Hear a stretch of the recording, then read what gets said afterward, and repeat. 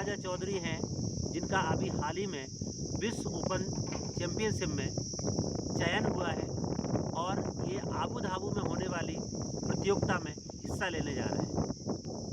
इस पूरे ज़िले के लिए एक बड़े गौरव की बात है कि इस ज़िले से एक दलित लड़के का इस विश्व लेवल की चैंपियनशिप में चयन होता है। लेकिन दुर्भाग्य इस बात का है कि पूरे ज़िले में मीडिया के साफ सूंघ गया है। चर्चाएं तो बहुत हैं लेकिन किसी ने पब्लिश नहीं किया है। इस बात से पता चलता है कि हमारी युवाओं के प्रति एक तरीके की अलग तरीके की सोच जो कायम होती है वो हम यहाँ देख पाते हैं।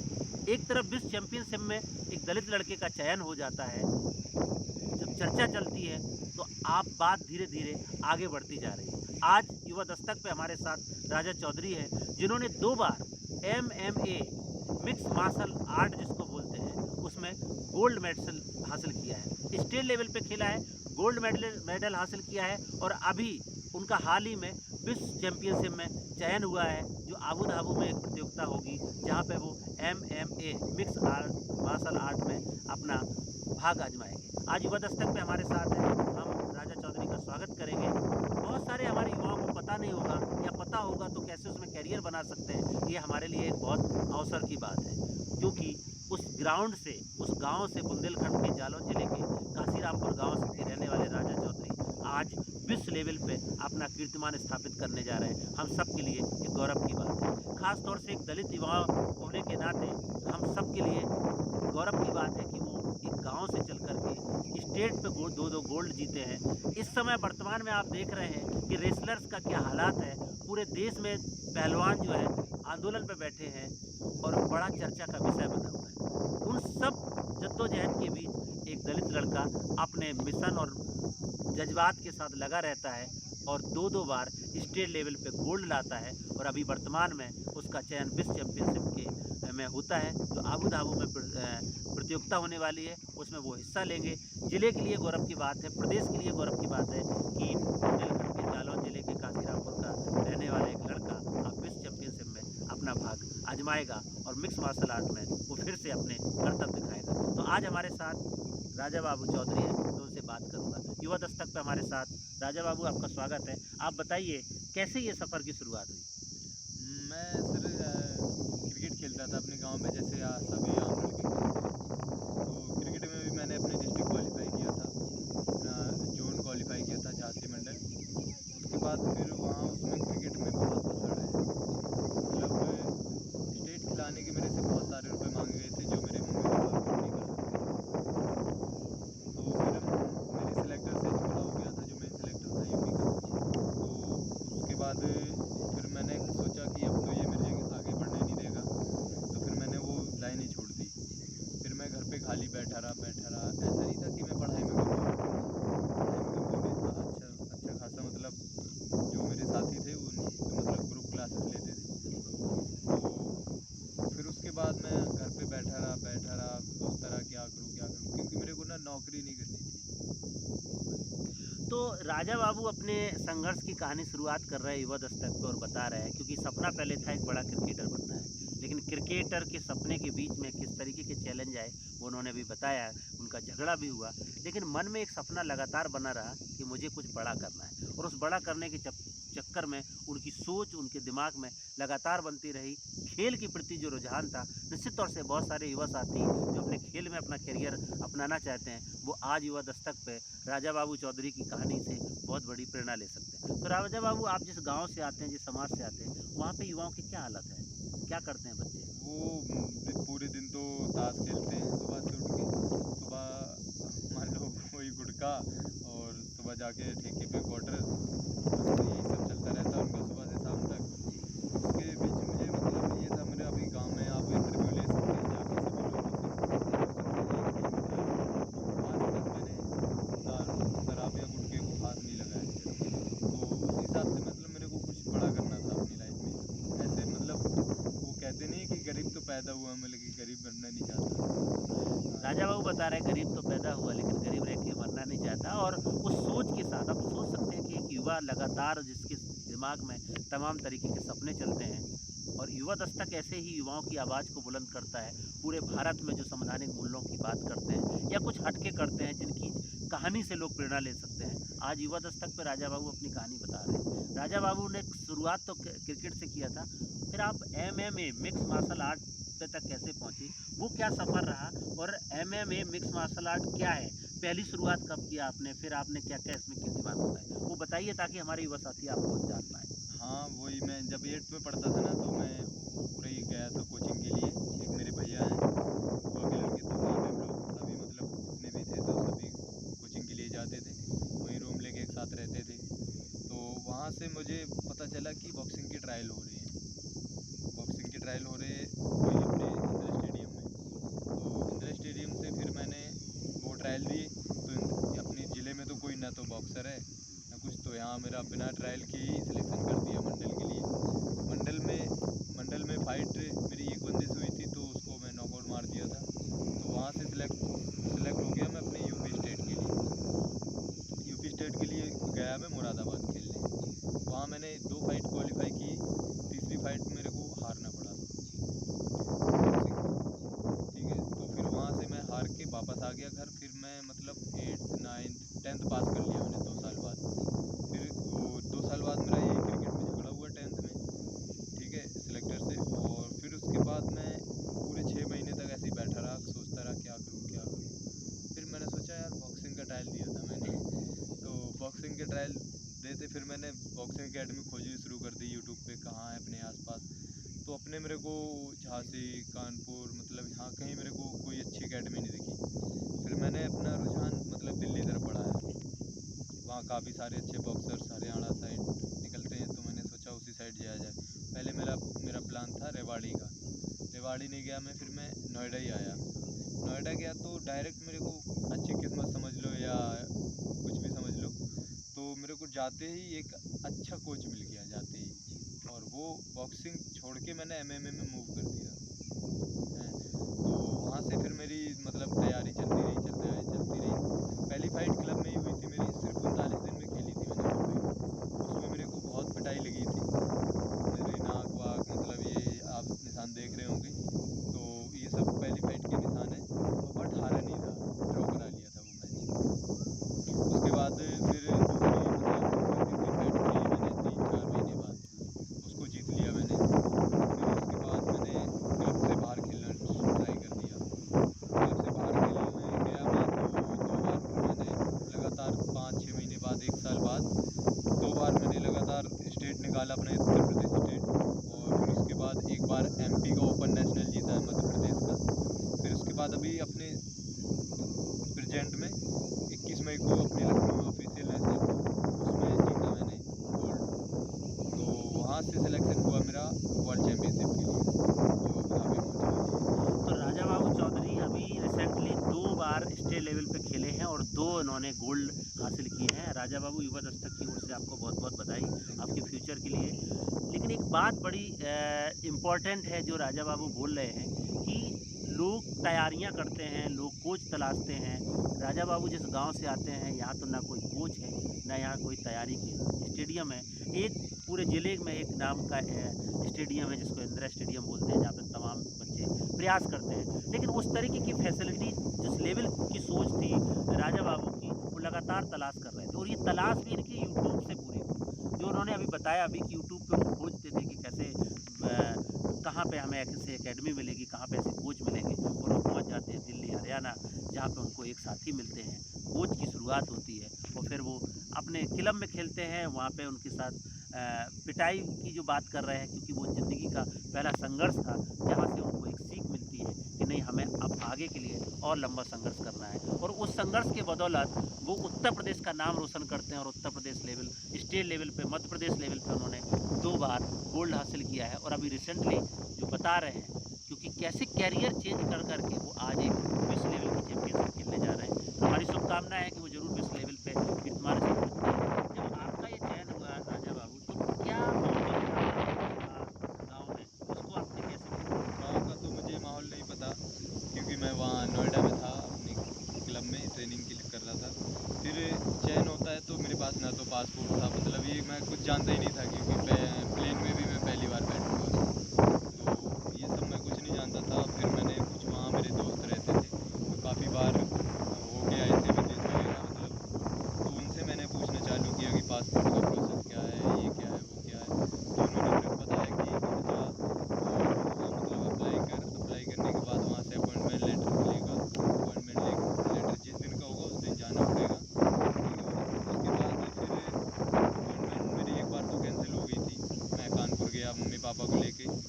पासपोर्ट के लिए मेरे को बहुत भागना पड़ा। तो मैं राजा बाबू आपको ये मदद के लिए तक आपको सपोर्ट करेगा, क्योंकि यहाँ पे जहाँ पे आपका पासपोर्ट बनता है डीएम इसको रिकमेंड कर सकता है, 15 दिन के अंदर आपको पासपोर्ट मिल जाएगा। उस प्रक्रिया में हम सब मदद कर सकते हैं। हमारी शुभकामनाएं है कि आप ज़रूर विश्व चैम्पियनशिप तक जाएं। एक चीज़ बड़ी देखी कि जब आप विश्व चैम्पियनशिप तक पहुँचे, आपने स्टेट में 2-2 बार गोल्ड लिए, लोगों को पता ही नहीं है, क्योंकि मैं जिसको समझ पा रहा हूँ जिस एंगल को, कि जाति का एंगल हम यहाँ पे भी देख पा रहे हैं। ज़िले में हमारे तमाम साथियों से हम चर्चा कर रहे हैं, लोगों को पता नहीं है। लोग जानबूझ के नहीं बताना चाहते हैं। आपके गांव के कितने लोगों को पता है और ज़िले में किस तरीके का माहौल है, क्योंकि मीडिया अगर ये कहीं किसी और के साथ इस तरीके का अपॉर्चुनिटी मिली होती तो बहुत लोगों तक ये बड़े जश्न के माहौल होते हैं। लेकिन एक दलित बच्चा उस सपने को संजोए हुए लगातार कोशिश करता है। अभी सपना क्या है, आगे क्या प्लान है?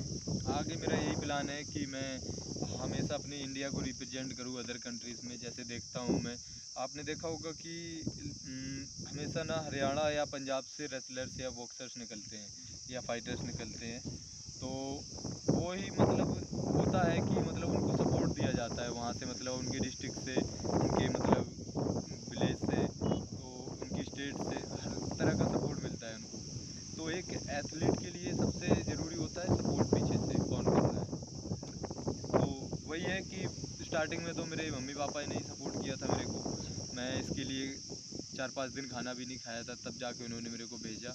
और जब मेरी पहली फ़ाइट हुई थी तो उनको पिटाई देख के वो मम्मी तो बोलने लगी थी कि घर आ जा, मेरे को नहीं करवाना ये सब। तो वही है कि मतलब एक एथलीट के लिए सपोर्ट बहुत ज़रूरी होता है, कि मतलब उसको सपोर्ट कहाँ से मिल रहा है, कहीं से भी मिले, कोई भी आदमी हो, सपोर्ट ज़रूरी होता है बस। तो राजा बाबू जो बात बता रहे हैं, निश्चित तौर से कहते हैं ना कि यदि दिल में जज्बा और जुनून हो तो दरख्त को भी काट सकते हो बिना हथियार के। इतना ही नहीं साथियों, मोड़ सकते हो सरता की धार को। और वही सरता की धार को बदलते हुए राजा बाबू आज कोशिश कर रहे हैं। कोई प्रोत्साहन दे ना दे, कोई चर्चा करे ना करे, कोई सम्मान दे ना दे, लेकिन इस दलित युवा का संघर्ष निश्चित तौर से उसकी जो लगन है वो हमें दिखती है। स्टेट लेवल के 2 गोल्ड के साथ आज वो विदेश की सैर पे जाने के लिए तैयारी कर रहा है। पासपोर्ट के लिए भी संघर्ष करना पड़ रहा है। अगर कहीं और, क्योंकि ये चीज़ इसलिए मैं डिस्कशन कर रहा हूँ, भारत देश में संविधान है, संविधान में अधिकार है, समानता, स्वतंत्रता, बंधुता, न्याय की बात होती है। लेकिन एक दलित लड़के को कहाँ-कहाँ संघर्ष करना पड़ता है, कोई कोच नहीं मिलता, कोई सहारा नहीं मिलता, कोई मोटिवेशन नहीं मिलता, लेकिन फिर भी राजा बाबू चौधरी लगातार उस मिशन पे आगे बढ़ते जा रहे हैं। पासपोर्ट तो बन ही जाएगा, तमाम लोग आएँगे, पासपोर्ट देख के चले जाएँगे, लेकिन जो इस देश में, इस प्रदेश का जो नाम हो रहा है, इस ज़िले का जो नाम हो रहा है, वो हम सब के लिए गौरव की बात है। और हमें सबको फ़ख्र होना चाहिए राजा बाबू चौधरी पे कि वो कम से कम हमारे ज़िले का, प्रदेश का और देश का नाम रोशन करने आबू धाबू की धरती पे बाई प्लेन जाने वाले हैं और वहाँ विश्व चैंपियनशिप में हिस्सा लेने वाले हैं। हमारे लिए यही गौरव की बात है कि कैसे ऐसे युवाओं को तैयार किया जा सके जिनको मौके नहीं मिलते हैं। प्रतिभाएं बहुत हैं, प्रतिभा निखरने में जब भी निखरती है तो सबके सामने ज़रूर आ जाती है, और वही मिसाल आज राजा बाबू चौधरी ने भी इस ज़िले में कायम किया है। आगे क्या आपको लगता है कि अगर और युवा साथी या और लड़के इस सेक्टर में आना चाहें, आप अगर चैंपियनशिप जीत के आते हैं तो भविष्य का क्या प्लान है? कोई एकेडमी बनाएंगे, ऐसे युवाओं को तैयार करेंगे, क्या सोचा है आपने? नहीं, पहले तो मैं खुद सेटल होऊँगा, उसके बाद मतलब देखूँगा कि क्या करना है। लेकिन ये ज़रूर है, मैं अपनी मतलब डिस्ट्रिक्ट में एक ऐसा सेंटर बनाऊँगा, इतना तगड़ा सेंटर बनाऊँगा कि मतलब मैं देखता हूँ, मैंने देखा है नोएडा, एनसीआर में, हरियाणा को छोड़ के दिल्ली या नोएडा में वो नेचर नहीं है।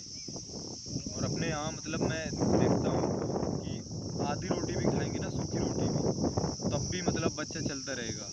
और वहाँ मतलब फुल डाइट मिलेगी ना, तब भी मतलब उनको वो नहीं। Capacity power. हाँ, मैंने देखा है, मेरी फ़ाइट पहली 8 साल से कर रहे बंदे के साथ हुई थी। तो मतलब टिका, पिटा मैं, सब कुछ हुआ, लेकिन हारा नहीं। फिर दूसरी फ़ाइट मेरी ऐसी हुई, समथिंग 4 साल एक्सपीरियंस वाले बंदे के साथ। उसको मैंने फर्स्ट राउंड में ही हरा दिया। मतलब ये है ना कि ये मतलब पावर, पावर, एक गाँव की पावर, विलेज पावर होती है। नेचुरलिटी की पावर कह हाँ, सकते हैं कि शुद्ध खाना, शुद्ध हवा, हाँ, शुद्ध चीज़ें ये को। और ये अपने जालौन में है, अभी शुद्ध सब कुछ है। बिल्कुल। और अगर ऐसा ऐसा हुआ ना, मैं अगर 1-2 साल में भगवान ने चाहा कामयाब हो गया, तो मैं एक ऐसा सेंटर बनाऊँगा जालौन में कि मतलब वहाँ से भी लोग सीखने आएंगे यहाँ। तो राजा बाबू का सपना है कि जब वो आगे सिलेक्शन होके जाएँगे, आगे फ्यूचर में वो चाह रहे हैं कि हम अपने ज़िले में एक ऐसा सेंटर बनाएँगे और एक बात और कर रहे हैं कि जो यहाँ की शुद्ध हवा, शुद्ध खान-पान, शुद्ध वातावरण जो मिला है, वो इन्होंने उस लेवल पे देखा है कि और कम लोगों को मिल पाता है। राजा बाबू इस सेक्टर में आप किसको प्रेरणा स्रोत मानते हैं? कहाँ से आपकी सोच लगी कि नहीं अब तो लोग तो तैयारी करते हैं बीए करेंगे, बीएड करेंगे, मास्टर बनेंगे, टीचर बनेंगे, डॉक्टर बनेंगे। खेल की तरफ रुझान कैसे चला गया? वो कौन आपका प्रेरणा स्रोत है? खेल की तरफ तो मेरा बचपन से ही रुझान था। मैंने पहले भी बताया आपको, क्रिकेट खेलता रहा मैं। तो प्रेरणा स्रोत मेरे इस लाइन का खबीब नुरमागोमेदोव एक फाइटर है। आज तक अनडिफीटेड रहा है वो, अभी तक एक भी फाइट नहीं हारी। वो रसिया से बिलोंग करते हैं। तो उनके बारे में थोड़ा बताइए क्योंकि युवा दस्तक पे लोग पहली बार इस चीज़ को जान रहे हैं, जिसको आप आदर्श मानते हैं, उसके बारे में कुछ थोड़ा 2-4 लाइन बताइए। उनके उनके फादर्स ना रशियन आर्मी में क्या नाम था उनका? खबीब नुरमागोमेदोव। तो उनके फादर्स ना रशियन आर्मी में मेजर थे। जी, तो उनको ना बचपन से ही उन्हें ट्रेनिंग कराई गई, मतलब उनका ये मेजर थे तो खाने पीने की है उसका डाइट पूरा पूरा सब सिस्टम सही था। तो उनको बचपन से ही मतलब बर्फ में अकेला भगा दिया, भालुओं के साथ लड़वा दिया। मैं आपको उनकी अभी वीडियो भी दिखाऊंगा, भालुओं के साथ ट्रेनिंग की है उन्होंने। तो मतलब वही है कि मतलब वो बचपन से उनको उनके फादर्स ने ही ट्रेन किया है। उसके बाद फिर उन्होंने जब वो 10-15 साल के हो गए तो उन्होंने एकेडमी ज्वाइन की है। एकेडमी ज्वाइन करने के बाद फिर मतलब आज तक बंदा वो हारा नहीं है। जितनी 29-30 फाइट खेली है उसने, आज तक एक भी फाइट नहीं हारा, वो भी इंटरनेशनल लेवल पे। और इससे मतलब इस लाइन का सबसे बड़ा मंच है यूएफसी, अल्टीमेट फाइटिंग चैम्पियनशिप, या यूएफसी और वन चैम्पियनशिप। तो ये दो मतलब बहुत बड़े प्लेटफॉर्म मतलब मानते जाते हैं अभी इस लाइन में, कि इनकी अगर फाइट्स मिल जाए ना तो बंदा मतलब सक्सेसफुल होगा। तो राजा बाबू पूरे उस सपने को बता रहे हैं जिसको उन्होंने आदर्श माना और जिसके साथ वो आगे चल रहे हैं। युवा दस्तक पे आज तमाम युवा साथी राजा बाबू की स्टोरी देख रहे हैं, राजा बाबू की कहानी देख रहे हैं। तमाम युवा साथी खेल में अपना करियर अपनाना चाहते हैं। तो राजा बाबू अगर कोई युवा आपकी कहानी से प्रेरणा लेते हुए वो भी चैंपियनशिप में आना चाहता है, वो भी आगे जाके सपना रखता है कि स्टेट लेवल और वर्ल्ड लेवल पे चैंपियनशिप खेलेंगे और ख़ास तौर से एमएमए या और भी जो चैंपियनशिप हैं जिसमें वो करियर बना सकते हैं, आप उनको क्या मोटिवेशन देना चाहेंगे कि कैसे शुरुआत करें? ये एमएमए एक ऐसा गेम है जो मतलब तुम्हारे खुद के ऊपर निर्भर करता है। इसमें मतलब अगर आप चाहोगे ना तो चीटिंग का 1% चांस नहीं है, आप उसको नॉकआउट कर सकते हैं। या सबमिशंस होते हैं, लॉक्स होते हैं, वो लगा सकते हैं। तो बॉक्सिंग होता है, बॉक्सिंग में तो हमेशा डिसीजन रेफरी के मतलब उसमें जाते हैं, जजेस के अंदर जाता है। ये उसमें अगर बॉक्सिंग में भी होता है नॉकआउट मार दो तब तो ठीक है, वरना जो रियल फाइटर होगा वो तो नॉकआउट कभी नहीं होगा। तो उसमें चीटिंग के बहुत ज़्यादा चांसेस होते हैं बॉक्सिंग में, रेसलिंग में। रेसलिंग का तो अभी हाल आप देख ही रहे होंगे, कितने फाइटर्स बैठे हैं जंतर मंतर पे। ठीक है, तो वहाँ मैं भी बैठा था 1-2 दिन जाके अरे वाह! हैं। तो फिर वहाँ से मेरा यही सिलेक्शन लेटर आ गया, तो फिर मेरे को गांव भागना पड़ा यहाँ पे, तो पासपोर्ट के चक्कर में मैं यहाँ आया। तो विमल भाई को बताया मैंने कि ऐसी ऐसी बात है। तो विमल भाई ने इंटरव्यू लिया था एक दिन। तो मतलब कोई भी अगर इस लाइन में आना चाहता है ना तो वो मतलब सबसे पहले एक अच्छा कोच ढूंढे इस लाइन में, अच्छा कोच और अच्छा ट्रेनर। अगर अच्छा कोच और अच्छी ट्रेनर मिल जाती है ना तो जहाँ पे मतलब आपको 2-4 साल लग रहे होंगे ना, वहाँ आपको 1 ही साल लगेगा, 1 या 2 साल। टाइम बहुत महत्वपूर्ण है इस लाइन में, क्योंकि आप सिर्फ 30 या 32 साल तक खेल सकते हैं। तो राजा बाबू उसकी बारीकियाँ बता रहे हैं कि आपको कैसे इस सेक्टर में अगर सक्सेस होना है, आप एक युवा हैं और आप भी अपना इस सेक्टर में, इस क्षेत्र में अपना करियर अपनाना चाहते हैं। उन्होंने बहुत सिंपल बात किया कि अच्छा कोच, अच्छा रेफरी आपको ढूँढना है ताकि समय बर्बाद ना हो और एक लिमिट है 32 साल की उम्र तक ही आप इस तरीके की चैंपियनशिप में हिस्सा ले सकते हैं। तो आज तमाम युवा साथियों को ये प्रेरणा बन सकती है। एक ऐसे युवा की कहानी आज हमने युवा दस्तक पे युवा के साथ बातचीत किया है राजा बाबू चौधरी से, जो एमएमए मिक्स मार्शल आर्ट में चैंपियनशिप के लिए विदेश जाने वाले 2 बार स्टेट में गोल्ड ले चुके हैं। आखिरी कोई मैसेज आप देना चाहें युवाओं को? आखिरी मैसेज मेरा यही है कि मतलब अभी जालौन से मेरे को मतलब कोई सपोर्ट नहीं मिला है। आज मैं गया था अपने उरई के चेयरमैन के पास, तो उन्होंने मेरे को एक आस दिखाई है कि मैं सपोर्ट दूंगा, जो विजय चौधरी जी हैं। तो मैं वहाँ गया था, तो उन्होंने मेरा बोला कि कोई नहीं करेगा सपोर्ट तो हम करेंगे आपको सपोर्ट। तो मतलब वो मतलब बिहेवियर के भी अच्छे लगे मेरे को। दो मैडम के पास भी ले गए थे, वो अपनी डीएम मैडम चांदनी सिंह जी हैं, तो वहाँ भी ले गए थे, बात कराई उन्होंने। और वहाँ भी बोला कि मतलब फिर वापस घर पे ले गए। घर पे भी बोला कि मतलब जब सपोर्ट कोई नहीं करेगा तो मेरे पास आ जाना तुम। तो वही है कि मतलब मेरे को सपोर्ट की अभी इस टाइम बहुत ज़रूरत है। तो राजा बाबू चौधरी को सपोर्ट की बहुत ज़रूरत है। तमाम युवा साथी और देश में जितने भी लोग आज राजा बाबू को देख रहे हैं, हम चाहते हैं कि आप सब राजा बाबू को सपोर्ट करें। और जालौन ज़िले के जिला प्रशासन से मैं अपील करना चाहूँगा, तमाम समाज सेवी नेताओं अभिनेताओं से भी अपील करना चाहूँगा कि राजा बाबू चौधरी काशीरामपुर गांव के रहने वाले हैं। आप उस ज़िले के रहने वाले एक युवा जो दलित समुदाय से आता है, संघर्ष कर रहा है, अपने सपने के लिए लड़ रहा है, उसको सपोर्ट करने की ज़रूरत है। हालांकि तमाम लोगों ने आश्वासन के हाथ बढ़ाए हैं, देखना है कि उसके सपने को वो कितना हाथ दे पाते हैं, कितना साथ दे पाते हैं, क्योंकि एक युवा के इस टूटे हुए सपने को हमें पूरा करना है। उसकी जो सपनों की उड़ान है उसको पूरा करने में सहयोग करना है, ताकि और भी ऐसे युवा हमारे आसपास तैयार हो सके और हमारे गांव, प्रदेश और जिले और देश का नाम रोशन कर सके। आज की कहानी में इतना ही, कल फिर मिलेंगे। तब तक के लिए नमस्कार, जय भीम, जय सम्राट। देखते रहे युवा दस्तक।